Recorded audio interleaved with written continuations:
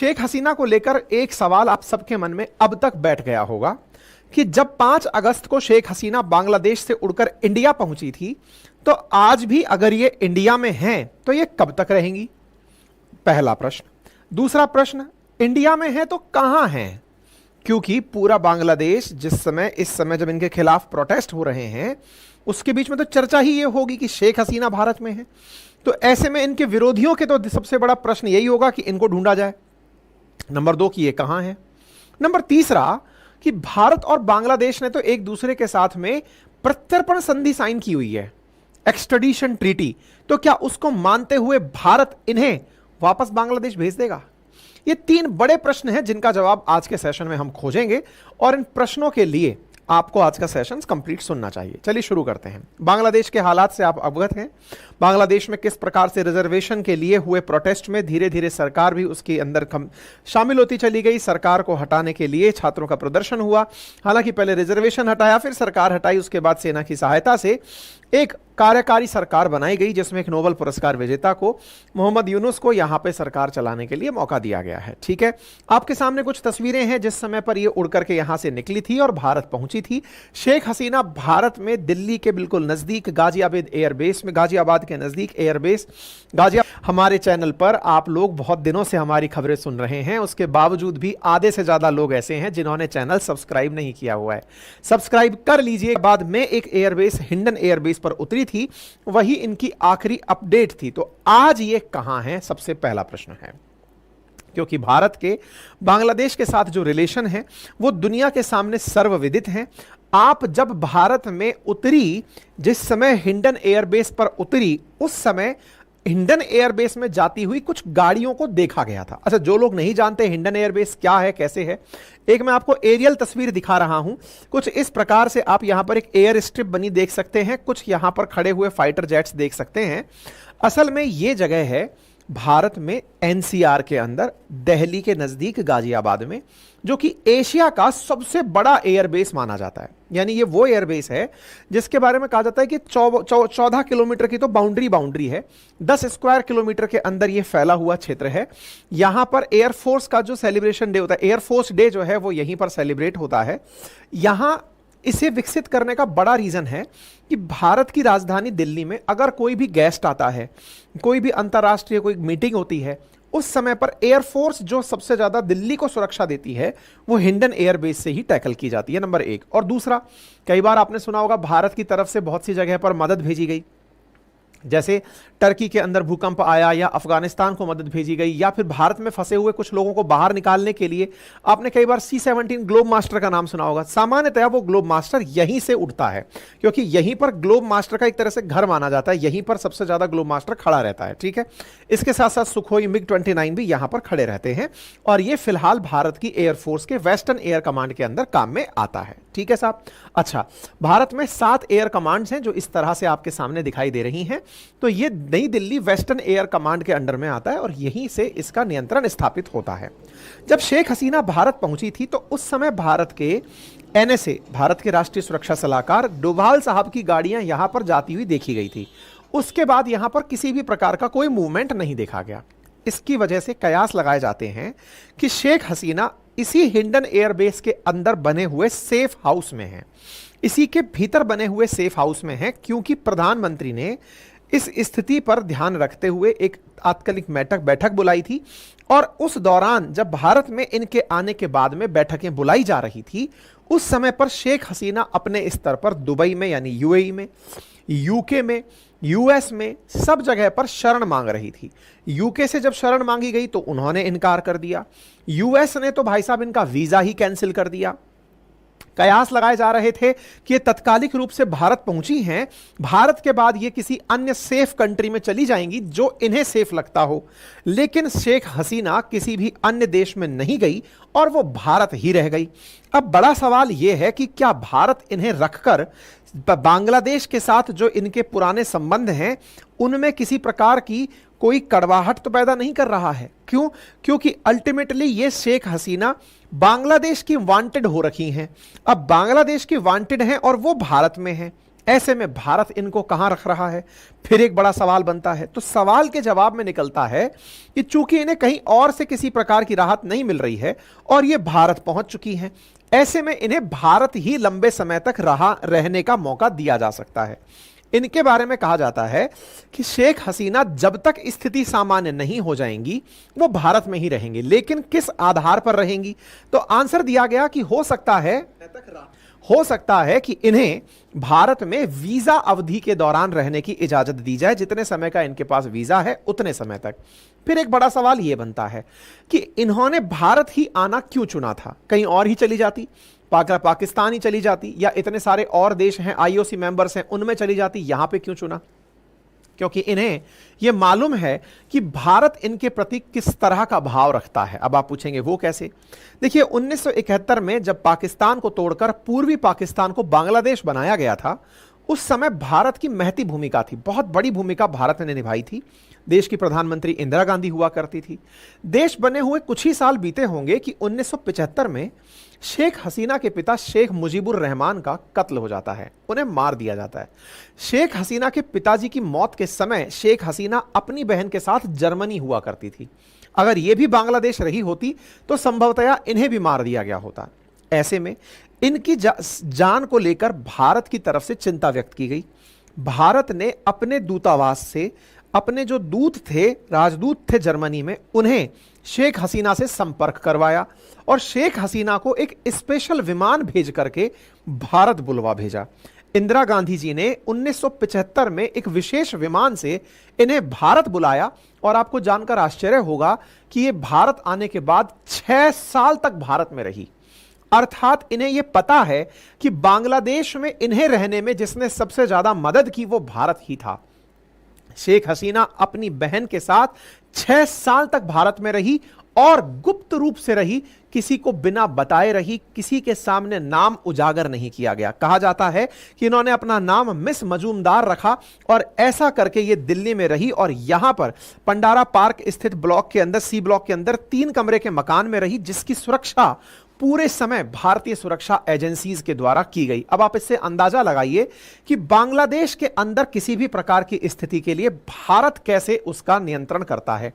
अब अगर यह हाल हमने आज से इतने साल पहले किए थे, जिस समय ना तो हम परमाणु शक्ति संपन्न थे, ना ही हमारी इंटरनेशनल क्रेडिबिलिटी ऐसी थी, दुनिया वाले हमको यह मानते थे कि भाई इंडिया तो कभी भी कोलैप्स कर जाएगा, इतनी अशांति का दौर, अंतरराष्ट्रीय दबाव, पाकिस्तान से संघर्ष, तमाम प्रकार की चिंताएं, उसके समय पर भी भारत ने इतना बड़ा फैसला लिया। आज तो दुनिया की 5वीं बड़ी अर्थव्यवस्था, परमाणु शक्ति संपन्न, अंतरराष्ट्रीय स्तर पर एक ब्लू पावर इकोनॉमी बनकर बैठा हुआ भारत आज अगर किसी शरणागत को अपने यहां शरण ना दे पाए और उसकी रक्षा ना कर पाए तो यह हमारी काबिलियत पर सवाल होगा। यही कारण है कि शेख हसीना भारत में है और भारत में सुरक्षित हैं। अब कितनी सुरक्षित हैं तो इसका अंदाजा इस बात से लगा लीजिए कि ये जिस सेफ हाउस में बताई जा रही हैं, अभी किसी को नहीं पता है कि ये उसी सेफ हाउस में हैं या हवाई जहाज से उड़ाकर इन्हें किसी और जगह सुरक्षित भेज दिया गया है, नाम पता बदलकर कहीं और रह रही हैं, किसी को कुछ नहीं पता है। लेकिन हिंडन एयरबेस के बारे में ही कह रहे हैं, तो बात यह है कि उसके अंदर भी अगर सेफ हाउस में ये हैं तो वो जगह भी इतनी सुरक्षित है कि खुद वहां पर काम करने वाले कई कर्मचारी नहीं पहुंच सकते। इस तरह से वो एक प्रकार का सुरक्षित स्थान है। ठीक है, तो भारत में है, सुरक्षित हैं, और भारत जब आज से 30-35 साल पहले इतनी बड़ी मिसाल कायम कर सकता है तो आज तो और ज्यादा समृद्ध होकर के इस काम को करेगा और इन्हें पूरी सुरक्षा उपलब्ध कराएगा। आज से 50 साल पहले जब यह हाल कर दिया तो आज की स्थिति सोचकर देखिए कि भारत इन्हें कैसी सुरक्षा दे सकता है। ठीक है, तो नंबर 1 पॉइंट क्लियर हो गया, भारत में है, कहां है और भारत में कितना सेफ है, यह हमने जवाब दे दिया। अब बड़ा सवाल यह है कि साहब भारत के बांग्लादेश के साथ जो संबंध है वो समय के साथ बेहतर होते चले गए। ऐसे में बड़ा सवाल यह है कि अगर बांग्लादेश की कोर्ट इन्हें अपराधी डिक्लेयर कर देती है तो क्या किसी अपराधी को भारत अपने यहां रहने देगा? अब आप पूछेंगे ऐसा क्यों? ऐसा इसलिए क्योंकि बांग्लादेश के साथ हमने अपराधियों के एक दूसरे को प्रत्यर्पण करने की संधि की हुई है, जिसे आप एक्सट्रेडिशन ट्रीटी कहते हैं, प्रत्यर्पण संधि कहते हैं। अर्थात भारत और बांग्लादेश ने एक दूसरे के साथ में यह वादा किया हुआ है कि यदि कभी हम लोगों को एक दूसरे के साथ जरूरत पड़े तो हम एक दूसरे को अपने अपराधी एक्सचेंज करेंगे। अगर कोई मेरा मोस्ट वांटेड बांग्लादेश में है या बांग्लादेश का मोस्ट वांटेड इंडिया में है तो उन्हें एक दूसरे के पास एक्सचेंज किया जा सकेगा। अब आप पूछेंगे अपराधी थोड़ी, वो तो प्रधानमंत्री हैं। जी नहीं, वर्तमान में बांग्लादेश के अंदर उन्हें कोर्ट्स के द्वारा और वहां की अंतरिम सरकार के द्वारा अपराधी ही प्रूव किया जा रहा है। अपराधी प्रूव किया जा रहा है, उसकी कुछ न्यूज कटिंग्स देखिए। Another murder case filed against ousted prime minister. Bangladesh ousted prime minister Sheikh Hasina face 7th charge. मतलब इनके ऊपर लगातार हर दिन कोई ना कोई नया केस दर्ज किया जा रहा है। अब आप पूछेंगे ऐसा इन्होंने क्या कर दिया था जो केस दर्ज किया जा रहा है? घटना तो आपको मालूम है कि जब कोर्ट के फैसले को लागू कराते समय इन्होंने देश की सुरक्षा में पुलिस तैनात की, तो पुलिस के सामने प्रदर्शनकारियों को रोकने के लिए इन्होंने प्रदर्शनकारियों पर बल प्रयोग का आदेश दिया और उस आदेश में कई प्रदर्शनकारी मारे गए। लगभग 200 से अधिक प्रदर्शनकारी और छात्र मारे जाने की चर्चा है। ऐसे में चूंकि इनके आदेश से गोलियां चलाई गई थी, इसलिए इन्हें मर्डरर कहा जा रहा है। और कहा जा रहा है कि इन्होंने शूट एट साइट का जो ऑप्शन दिया था सेव पुलिस वालों को, आदेश चूंकि इन्होंने दिया था, इसलिए इनके ऊपर नरसंहार का केस चलना चाहिए, क्योंकि इन्होंने फोर्स से कहा कि जाओ और इन पर गोली चलाओ। इसके लिए बांग्लादेश के अंदर ही स्थित इंटरनेशनल क्राइम ट्रिब्यूनल में इनके खिलाफ केस दायर किया जा रहा है। मतलब यह हुआ कि इन्हें ना केवल अपने आदेशों के चलते बल्कि आदेशों की पालना में मरे हुए लोगों के कारण मर्डरर और जीनोसाइड कर्ता के रूप में पहचान दी जा रही है। कहा जा रहा है कि ये वो हैं जिन्होंने बांग्लादेश में इस तरह की हद स्थितियां क्रिएट की। अब एक इंटरेस्टिंग ट्विस्ट है इस कहानी में। कहानी में ट्विस्ट क्या है? शेख हसीना का कथित एक लेटर वायरल होता है जिसमें वो ये कहती हैं कि अमेरिका के द्वारा इन्हें यहां से बाहर निकालने का प्रयास किया गया था, यानी कि अमेरिका ही सेंट मार्टिन आइलैंड चाहते हुए इन्हें बाहर निकाले थे। अब यहां एक बड़ा सवाल यह बनता है कि जिस अमेरिका ने इन्हें इनकी सत्ता से बाहर कर दिया हो, वही अमेरिका यूनाइटेड नेशंस के अंदर सबसे पावरफुल कंट्री है। यूनाइटेड नेशंस का मुख्यालय खुद अमेरिका में चल रहा है। ऐसे में उसी यूनाइटेड नेशंस की एक फैक्ट फाइंडिंग समिति बांग्लादेश आ रही है। 1971 में जब बांग्लादेश बना था तब या तो तब आई थी यूएन की तरफ से टीम या अब आ रही है।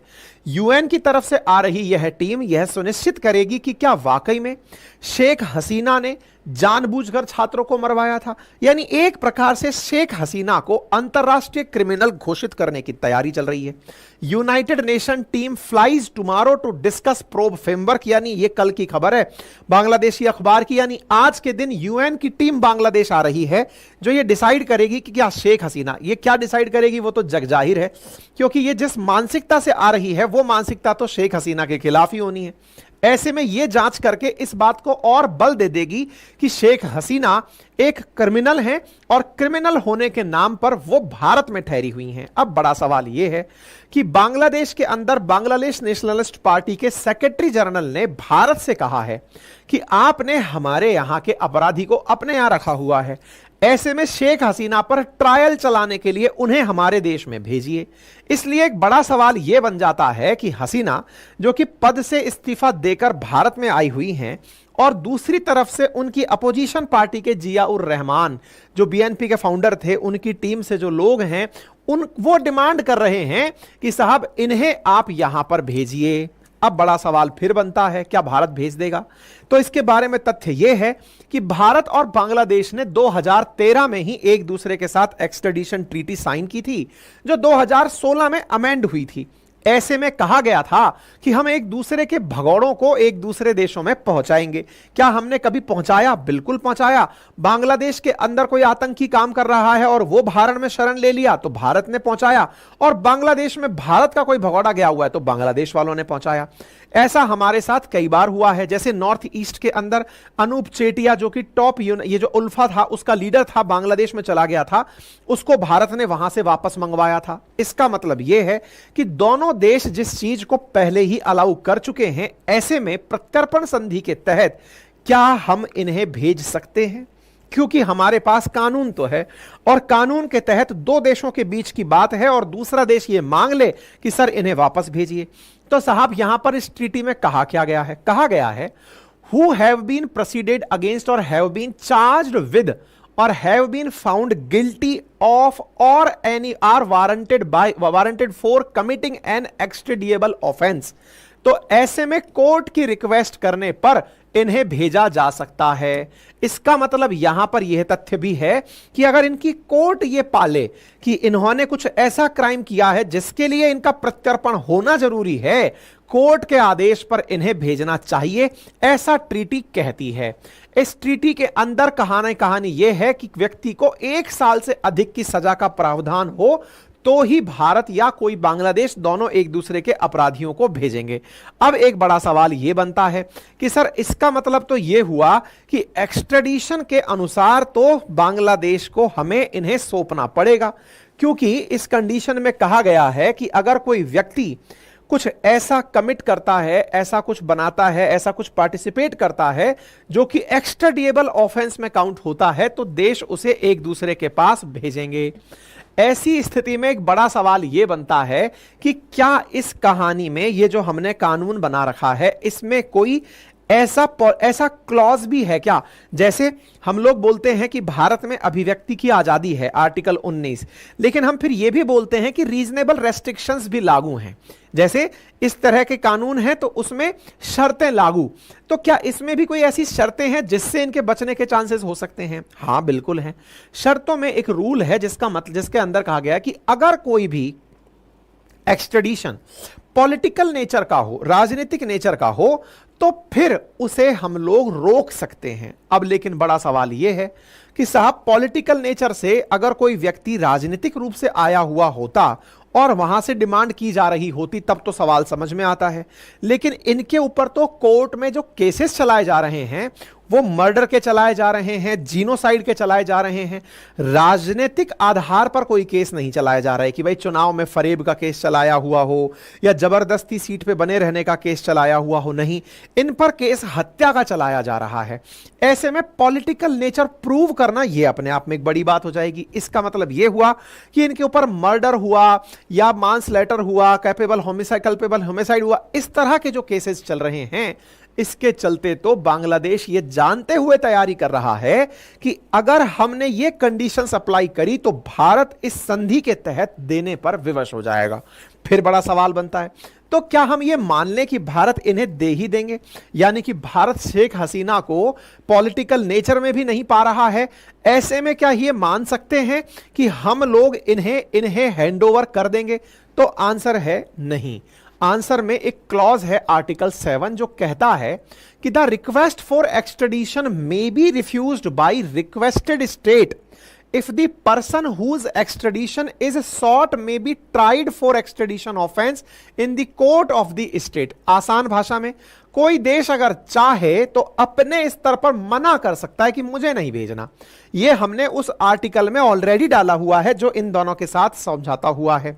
और दूसरी लाइन यहां पर एक और भी है रिफ्यूजल करने की, और वो ये है कि हम या कोई भी देश किसी को हैंडओवर करने का इसलिए भी मना कर सकता है कि वो ये डिसीजन एक गुड फेथ में ले, इन इंटरेस्ट ऑफ जस्टिस, न्याय के लिए एक अच्छी भावना के साथ लिया गया निर्णय बताकर हम उसे अपने यहां रोक सकते हैं। अर्थात उन पर कुछ भी क्यों ना हो रहा हो, लेकिन हम इसे एक गुड फेथ कहकर, न्याय की आस में कहकर इन्हें जाने से रोक सकते हैं। तो क्या भारत इनके प्रति गुड फेथ दिखाएगा? अजी भाई साहब, दिखा रहा है, जिसके चलते उन्हें यहीं रहने की जगह दी गई है, उन्हें अपने देश में ना जाने के लिए कहा गया है, उनसे कहा गया जब स्थितियां सामान्य हो तब चले जाना। इसका मतलब साफ है कि भारत उनके साथ में कुछ भी ऐसा होने से पूर्ण सुरक्षा देगा जिसके चलते भारत अपना एक पुराना सहयोगी शेख हसीना के रूप में ना खो दे। ठीक है, तो भारत ऐसी स्थिति में, अब बड़ा सवाल आखिरी बचता है, तो क्या भारत शेख हसीना की कीमत पर बांग्लादेश के साथ संबंध खराब कर लेगा? नहीं, ऐसा बहुत से देशों के साथ ऑलरेडी भारत के रिलेशंस हैं जिनके एक्सट्रेडिशन को सामने वाले देशों ने मना कर दिया, लेकिन भारत और उनके संबंध बढ़िया से चल रहे हैं। ताजा उदाहरण यूके का ही देख लीजिए। यूके के अंदर बहुत से भगोड़े, चाहे मोदी हो चाहे माल्या हो, ये सब जाकर छिपे हुए हैं। उसके बावजूद भी कोई अब तक आकर तो नहीं पहुंचा, फिर भी भारत और यूके के संबंध बढ़िया चल ही रहे हैं। अर्थात ये भारत बांग्लादेश के हसीना से हटकर के भी रिलेशंस हैं जो इनके अतिरिक्त भी चलते रहेंगे। ठीक है, तो उम्मीद है कि आपको इस सेशन में बहुत सी जानकारियां मिल गई होंगी। जानकारियां अच्छी लगी हों साथियों से साझा करें, चैनल पर नए हैं सब्सक्राइब कर लें।